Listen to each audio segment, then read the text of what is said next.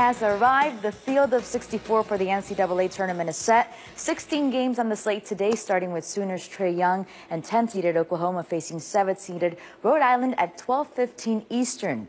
Meanwhile, Syracuse was the last team to receive an NCAA tournament berth. The Orange got themselves into the field of 64 with a 60-56 win over Arizona State in their first four matchup. They played 6-seeded TCU on Friday. Also dancing St. Bonaventure thanks to their 65-58 win against UCLA. It was their first tournament win since 1970. The 11th-seeded Bonnies will play number 6 Florida tonight in Dallas in the East region. All right, fellas. Coach, are you still the head coach? No. All right, so Tubby Smith is no longer the men's basketball head coach at Memphis after just 2 seasons, including a 21-win campaign this year. Sources tell ESPN former Tigers standout Penny Hardaway has emerged as the front runner to replace him. For more on this, we get it back to First Take.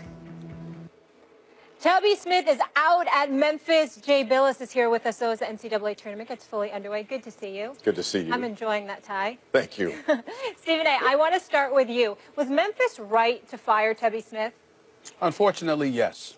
You're talking to somebody that, or you're listening to somebody that has profound respect for Tubby Smith and his greatness as a coach throughout the years. He's won a national championship at Kentucky. He spent many, many years in the NCAA tournament. I'm not casting any aspersions on him whatsoever, but it's a combination of a couple of things that I think we need to take into consideration here. The landscape of college basketball has changed to some degree in terms of, various rules and what have you. Recruiting might be a bit tougher. He had a problem recruiting. And when you take that into consideration, at least according to the reports, that was an issue. And when you take that into consideration, you just simply can't ignore it. A 19-13 record followed by a 21-13 record is nothing to sneeze at. But he missed the NCAA tournament both years. They obviously think that they had an issue in terms of being marketable as a program, and you have the great Penny Hardaway lurking. This is a guy that's been synonymous with this city his entire life, born and raised there, electing to go to college there, as opposed to going to various other programs that he could have gone to. Was a star in the NBA before being derailed by a knee injury.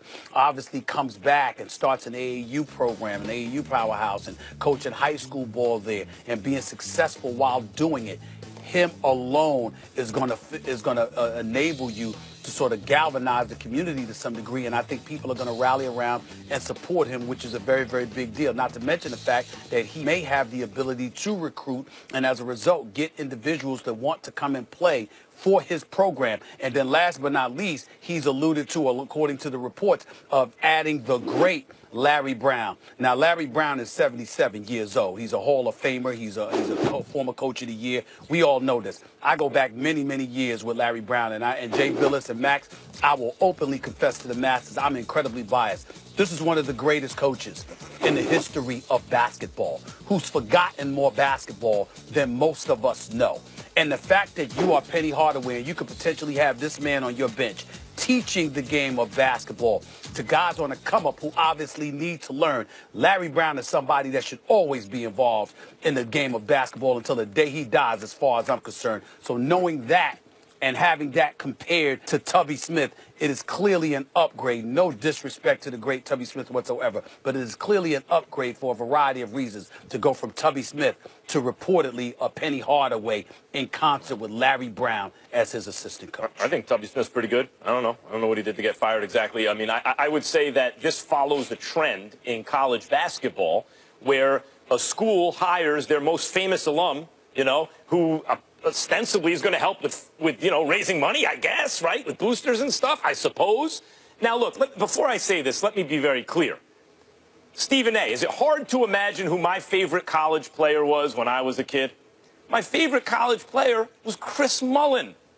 But I got to tell you, it doesn't seem to me that he's doing a whole lot more than folding his arms on the sideline. Like, where's St. John's right now? And Patrick Ewing, after Chris Mullin, and Patrick Ewing became a Knick. That's my favorite player of all time, really, like my own personal I love Patrick Ewing. He's all we had for years. Patrick Ewing is in Georgetown. Is that because Patrick Ewing put in his dues as a coach? He put in his dues, and I thought he did a good job this year. There's no question. There's no question. Right. But, yeah, and he has done a pretty good job. But still, he's the most famous alum you can get as a coach who fits the mold of a coach. And this seems to be following that trend. Who can we get? Penny Hardaway. And so like, I suppose what it comes down to is he going to help with recruiting?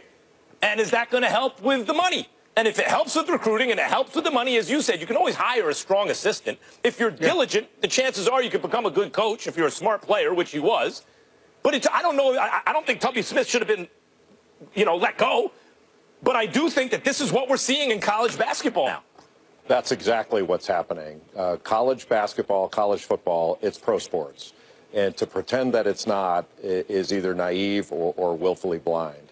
I'm in the middle on this. I agree with what Stephen A. said, but at the same time, 2 years isn't enough to give to any coach. And Tubby Smith is one of the great people I've ever known and one of the truly great coaches. Yeah. But he was undercut there. Penny Hardaway controls a good bit of the talent in the Memphis area. And that talent was not going to Memphis under Tubby Smith. The boosters, the people who buy tickets, stopped supporting the program. So it became a self-fulfilling prophecy. People stop supporting it in order to get what they want, and then they say we should get what we want because people aren't supporting the program. And look, I get it. This is business. It's not about, hey, when NCAA institutions say it's not about money, then it's about how much.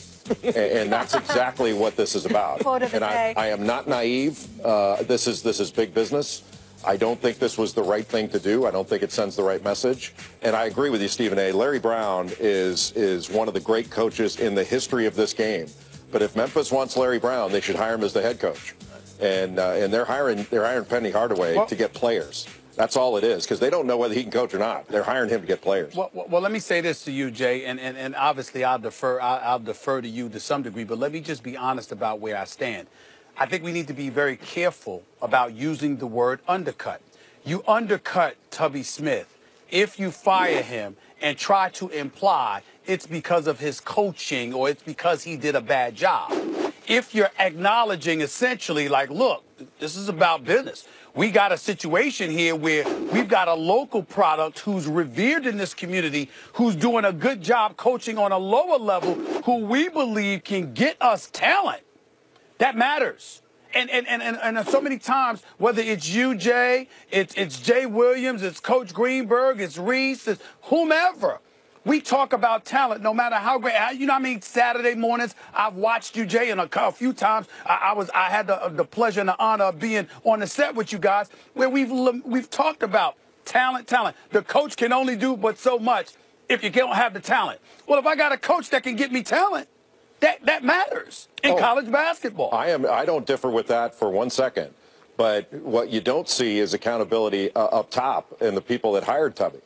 You know, they hired him 2 years ago, and he was the same guy then that he is now. I mean, exactly the same. And so there's never an accountability. I will tell you this, though, and this is sort of the realistic side of the business from my standpoint. That's why I said I'm in the middle on this, is I do believe in what former Florida athletic director Jeremy Foley said once, and that is what you will do eventually, you should do immediately. Right. So if they feel like Tubby Smith wasn't going to work for them, that's fine. Like, this is business, and Tubby gets it. But don't jerk him around on money. Pay him, admit your mistake, and pay him everything he's owed.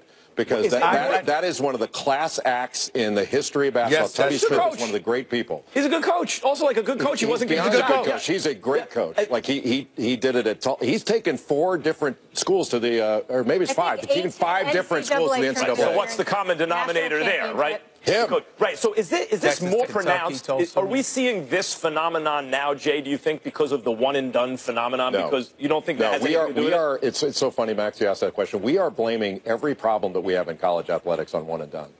And I will tell you, I find it almost embarrassing that we're doing that. Because what we're doing right now, instead of telling a young kid that aspires to be a pro, instead of telling them come to college, establish a relationship with an institution of higher learning. If it doesn't work out on our 4-year timetable, you can still come back. You can do it from remote. There's all kinds of ways to get your degree.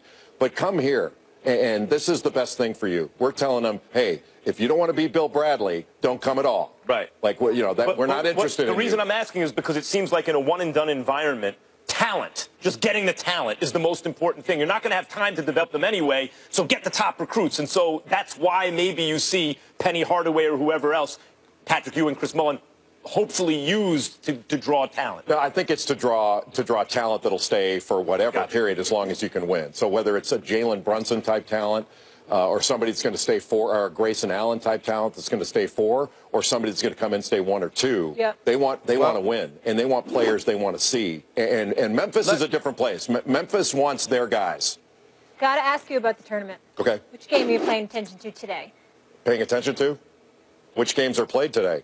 You know, one thing you got to pay attention to today. I'm worried about the teams that have had too much time off, because the first 4, those 8 teams that played, you know, that's not the play-in round. They don't call it play-in games. That's the opening round. So that means 60 teams got to bye into today and tomorrow.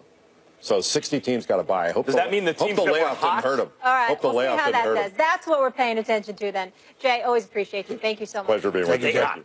Coming up later, Will Kane joins the show to talk about whether or not Jerry Jones and the Cowboys need to make some free agency news. We will discuss that. And Stephen A. will explain why he doesn't want to see this picture happen at the end of the current NBA season.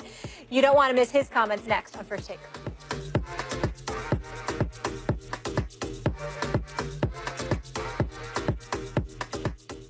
Advil presents